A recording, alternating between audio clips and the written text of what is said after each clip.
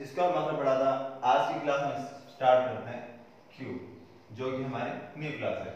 अब क्यूब, अब आपके माइंड क्यूब आ रहा होगा, आप हमेशा, अब जिसने स्नैक लैडर या लूडो खेला है उसको पता होता है क्यूब क्या होता है, यानी जिसने डाइस यूज की हुई है उसको शेप पता होती है क्यूब की।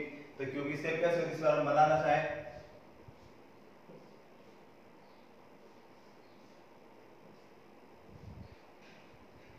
जो कि क्या होती है, 3D शेप होती है, और इस क्यूब के अकॉर्डिंग हम इसमें परफेक्ट साइज सबकी क्या होती है, इक्वल होती है। तो इसको हम अगर परफेक्ट को क्या माने, ए माने, तो उसकी सारी साइड का अगर वॉल्यूम निकालना चाहें, इसका फॉर्मूला क्या बनेगा, ए क्यूब बनेगा। तो यही है हमारे पास क्यूब, यानी कि किसी भी डिजिट को 3 टाइम मल्टीपल किया जाए तो हम क्या रीड करते हैं, क्यूब करते हैं। तो हमें बेसिक्स, जब हम क्यूब की बात करें तो हमारा नॉलेज हमेशा होना चाहिए कि हमें बेसिक्स, जब मैथ बेसिक पढ़ते हैं तो हमें टीचर्स भी गाइड करते हैं कि जब क्या बेसिक्स मैथ की स्ट्रॉन्ग करना चाहते हैं, कैलकुलस की स्ट्रॉन्ग करना चाहते हैं, तो 1 to 30 तक इसका आपको लर्न होना चाहिए, और या फिर 1 to 15 या 1 to 10 तक आपको सारे क्यूब लर्न होने चाहिए। तो जस्ट आज की क्लास हमारी क्यूब की है, तो हम फर्स्ट टेबल बनाते हैं कि आपको क्यूब कैसे क्यूब लर्न करना है। तो 1 का क्यूब कितना होता है, 1 ही होता है। 2 का क्यूब 8 होता है। 3 का क्यूब 27। 4 का क्यूब 64। 5 का क्यूब 125। 6 का क्यूब 216। 7 का क्यूब 343। 8 का क्यूब 512। 9 का क्यूब 729, एंड लास्ट 10 का क्यूब 1000 क्यूब होता है। ये बेसिक्स है जो हमें क्यूब टीचर भी गाइड करते हैं, आपको लर्न होने चाहिए, और लगभग आपको भी सारे क्लासेस में क्या होना चाहिए, इनको लर्न करना चाहिए।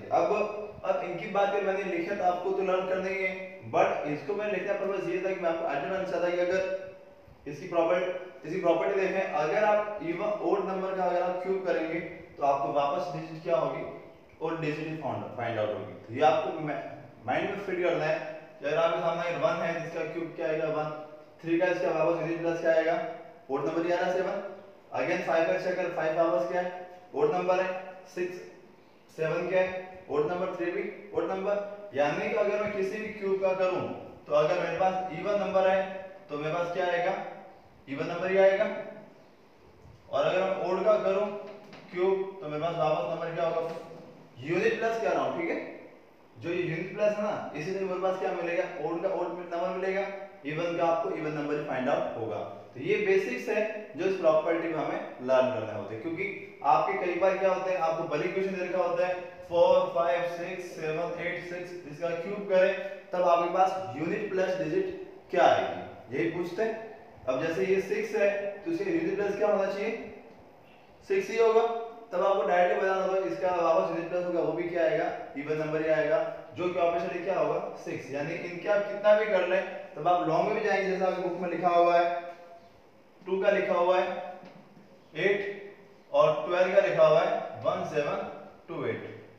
यूनिट प्लस चेक कर लीजिए, सेम आ रही है। तो ये आपको ऑलवेज लर्न रखना है कि आप कितने भी लॉन्ग डिजिट तक चले जाएं और आपको तो उसका यूनिट प्लस चेक करने के लिए कहें, यूनिट प्लस आपके इसी फॉर्मेट के ही रहेंगे, आई समझिए। तो इसलिए आपको जो क्वेश्चन करवाए जाते हैं मोस्ट ऑफ दी सीबीएस के होते हैं, आप सोचते हो इसका हम लॉन्ग क्यूब कब करने जाएंगे और हमें कैसे इतना शॉर्ट टाइम लगेगा, तो आप सिंपल कर सकते हैं, इसका यूनिट प्लस वापस आपके पास क्या आएगा, 6 ही आएगा। यही इसकी क्या कहलाती है, प्रॉपर्टीज कहलाती है। बेसिक्स मेथड आपको लर्न होनी चाहिए ताकि आप किसी भी डिजिट को आप देख के डर नहीं कि आप इतना बड़ा क्यूब कब कर जाएंगे। आपके इसी बेस के हमारे जो क्वेश्चन एक्सरसाइज है आज हम फर्स्ट चैप्टर कंप्लीट पूरा करेंगे, क्योंकि फर्स्ट चैप्टर आपने काफी ज्यादा शॉर्ट दे रखा है और मेथड ज्यादा इसमें अप्लाई कम ही है। तो जो आपको क्यूब हो गया, अब आपने जब क्यूब आपको लर्न हो जाते हैं, हम क्यूब के आगे एक्सरसाइज सॉल्व करें।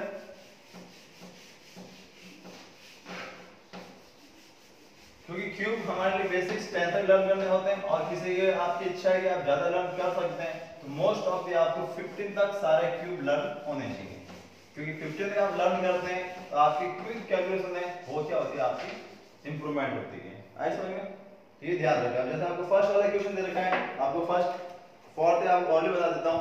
फर्स्ट क्वेश्चन दे रखा है which of the following are cube of even number, किसका इवन नंबर होगा तो आप फाइंड आउट कर सकते हैं। सेकंड है किसका ओड नंबर होगा वो फाइंड आउट कर सकते हैं।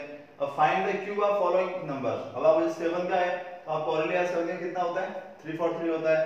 बट आपको कहते हैं कि 500 का निकालना है।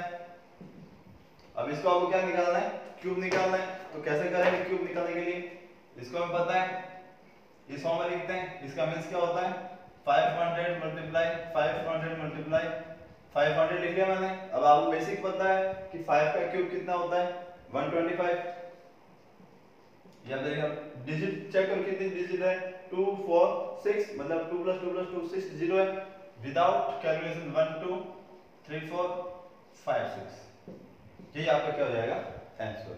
यानी कि आपको क्यूब करना बहुत इजी होता है जब आप 0 की डिवाइड से आप किसी भी डिजिट को मल्टीप्लाई करते हैं, ठीक है। तो ये आपको आ गया 500 क्यूब 1 to 5 आगे 0 की डिजिट। ये आपकी बेसिक्स है, वो आपको मैथ में कंप्लीट करना है। तो आपको जो क्वेश्चन नंबर 3 दे रखा है वो इस प्रकार से आपको मल्टीप्लाई करके करना है, जो आपको सॉल्व करेंगे। अब क्वेश्चन नंबर 4 है, वो आपको जस्ट चेक करना है कौन सा परफेक्ट क्यूब होगा। अब जैसे परफेक्ट क्यूब को चेक कैसे करते हैं, आप अगर किसी डिजिट का, जैसे मैं अभी हमने क्या किया था 8 का स्टडी किया था, मैं 8 का स्टडी करके चेक करता हूं। 8 लिखा मैंने यहाँ पे 2 4 अगेन 2 2 अगेन 2। ये अगर आप किसी भी डिजिट का प्राइम फैक्टर करते हैं और आपके पास में ये 3 डिजिट के आपके पास क्या होते हैं पेयर हो जाते हैं, तो इसका 8 का क्यूब कितना होगा 2 हुआ ये। यानी आपको जो प्राइम फैक्टर पिछली बार पढ़ा जिसके बाद उसको आप 2 2 के पेयर बनाते थे, अब क्यूब में आप क्या करेंगे 3 3 के पेयर बनाएंगे। 3 का पेयर कंप्लीट बन गया, वो क्या होगा परफेक्ट स्क्वायर होगा, सॉरी परफेक्ट क्यूब होगा, अदरवाइज परफेक्ट क्यूब नहीं होगा। अब जो क्वेश्चन नंबर 4 दे रखा है उसको आप प्राइम फैक्टर करेंगे, उसको चेक करेंगे। जैसे इसमें परफेक्ट स्क्वायर 900 होगा, नहीं होगा, क्यों? क्योंकि हमेशा अगर परफेक्ट क्यूब करेंगे हमारे पास कितना होना चाहिए 3 डिजिट की 0 होने चाहिए थे, बट इसमें नहीं है तो ये नहीं होगा। और वैसे भी 9 क्या आती है किसी डिजिट में आती नहीं है। वापस 1620 है, तो वापस आप चेक करेंगे तो आपको उसका भी आइडेंटिटी पता चल जाएगा। और 4096 और लास्ट 8000 है। अब 8000 का मैं कह सकता हूं 8000 का क्या होता है परफेक्ट क्यूब हो सकता है, क्यों? क्योंकि 8 का क्या होगा 2 और 000 है, जिसका 10 पुट हो जाएगा, तो इसलिए आप इसका 8000 का क्या होगा परफेक्ट, इसका परफेक्ट क्यूब होगा, ठीक है। फिर क्वेश्चन नंबर 5 6 7 दे रखे हैं, इसमें आप क्या नंबर स्मॉलेस्ट करें, क्या मल्टीप्लाई करें, तो जस्ट आपको प्राइम फैक्टर करना होगा और उसमें जिसका पेयर नहीं बनेगा उसका आप मल्टीप्लाई करें डिवाइड करें, तो वो क्या बन जाएगा परफेक्ट क्यूब बन जाएगा, ठीक है। तो क्वेश्चन नंबर 5 6 7 आप सॉल्व करेंगे। 7 में कुछ करना ही नहीं है, 7 में बस नेचुरल नंबर दे रखे उसको आप यस करना, तो 125 * 5 करें तो आपके क्या आएगा 5 का क्यूब ही आएगा। तो आपको चेक करना है 9 और 8 है, वो सिंपल आपके ट्रू एंड फॉल्स कंडीशन है। अब हमारी जो मेन एक्सरसाइज है वो आपके आती है exercise number 4th B. 4th B को हम जस्ट हम स्टार्ट करें उससे पहले आपको बेसिक बता देते हैं कि इसमें आपको क्या करना होगा। अब जैसे क्वेश्चन नंबर फर्स्ट में हिंट दे रखी है कि find the cube root of each of perfect cube by finding the unit and 10 digit. अब जैसे 8000 है, क्या होगा 20 ही होगा, 8 का 2 होता 000 का 0 हो गया था। और बता सकते हैं 512 स्टडी किया किसका 512 था 8 डिजिट का। अब 2 से 4 4 है और 110592 है, तो 4 का हमें पता है कि अगर 4 का डिजिट कब आती है यहाँ पर जब किसको मल्टीप्लाई करें तो 8 * 8 का तो हमारे पास क्या आता है, जब हमने टेबल याद की कितने थे 4 4 जा 64 64 4 4 जा 60 16 4 जा 64 एंड 4 का बाद हमारे पास में जब इसकी फर्स्ट डिजिट भी क्या होगी 4 होगी, तो आप इसमें आइडेंटिफाई करके लिख सकते हैं। अब मेन जो है वो हम आपको क्वेश्चन नंबर 2 बताते हैं और सेकंड के बेस पर आप क्वेश्चन नंबर 3 और क्वेश्चन नंबर 4 आप सेल्फ ट्राई करेंगे, क्योंकि इसमें बस मेथड यही है कि अगर आपको क्यूब दे रखा है तो क्यूब रूट कैसे फाइंड आउट करेंगे और क्यूब रूट दे रखा है तो क्यूब कैसे फाइंड आउट करेंगे, वही हमारा मेन एक्सरसाइज का बेसिक्स है।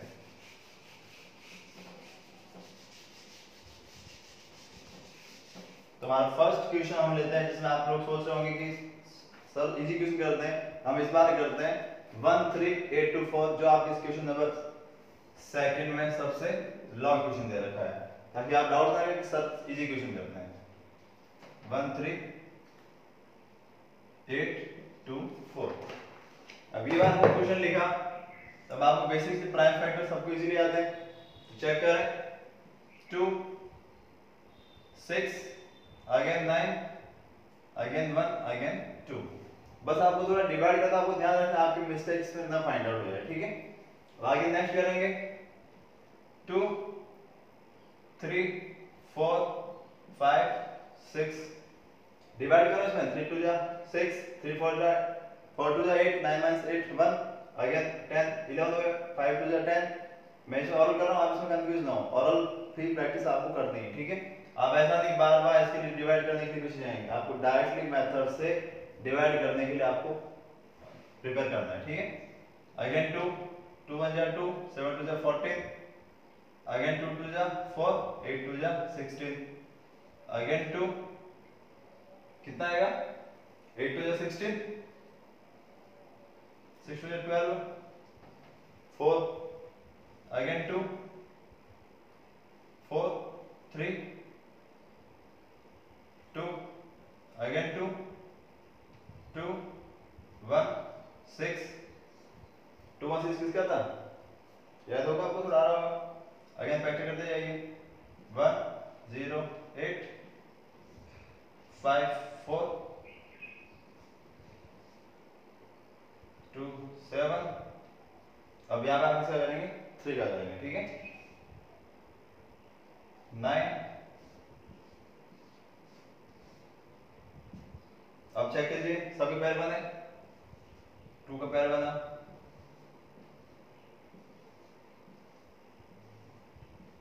सारे पैर बन गए। तब आपका इसका परफेक्ट क्यूब कैसे लिखेंगे इसका, अब इसको लिखने का तरीका बता रहा हूं, ध्यान से सुने। देखें, अब जैसे यहाँ पर आपका लिखा हुआ है 1 3 8 2 4, और यहाँ पे आप क्या डिजिट पुट अप करेंगे, क्यूब। अब जैसे ये सिंबल किसका है, स्क्वायर का होता है, बट अगर आप क्यूब का इसीलिए यहाँ पे आप क्या पुट अप करेंगे, 3 करेंगे। अब इसका आंसर आपको जो है तो कितना आएगा, 2 2 जा 4, 4 2 जा 8, 8 3 जा 24, तो आपका आंसर कितना आएगा, 24। यही आपको कैलकुलेशन करनी है, और आपको फिर चित्र के ग्रुप बनाना है, पेयर बनाना है, पेयर बनाने के बाद आप उसकी एक ही डिजिट में अलग लिखेंगे, और उसको आप क्या करेंगे, कैलकुलेशन करेंगे, तो आपका आंसर ही आ जाएगा। यही है basics square root find out करने का इजी वे। इसमें आपको अगर आपने किसी भी सपोज, अब आप सोच रहे हो कभी किसी पेयर नहीं बनते, तो आप जस्ट रिचेक करें कि आपने कोई डिवाइड इसमें गलत तो नहीं किया है। तो आपको जिसका पेयर नहीं बनेगा तो पता चले आपने कोई डिवाइड किया है, मिस्टेक की है, तभी आपका आंसर यहाँ पर नहीं आ रहा है, ठीक है। तो ये हमारा मेथड है, स्क्वायर रूट मेथड है, जो आपको सारे क्वेश्चन इस टाइप से करना है। जैसे क्वेश्चन आप सोच रहे हैं पॉइंटर वाला है, तो अब जैसे 2197 मल्टीप्लाई 9261 है, आप दोनों की क्या कर लें, अलग अलग टाइप फैक्टर कर लें, आप इजीली आंसर फाइंड आउट कर सकते हैं। फिर क्वेश्चन 4 आपको अलग अलग डिजिट दे रखी है, तो आपको कंफ्यूज नहीं होना है, आप दोनों को अलग अलग करके भी कर सकते हैं, ठीक है। तो आपकी एक्सरसाइज है वो आपके स्क्वायर रूट और बेसिक स्क्वायर मेथड पर डिपेंड थी। सो आज कंप्लीट हम 4 एक्सरसाइज करते हैं, ताकि आपके चैप्टर भी कंप्लीट हो जाए, ठीक है।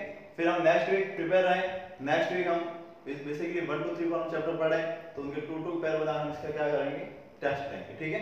तो आपको नेक्स्ट वीक के लिए प्रिपेयर होना है, बट आज की क्लास के लिए हम यहीं पे फिनिश करते हैं, ठीक है। Thanks for watching.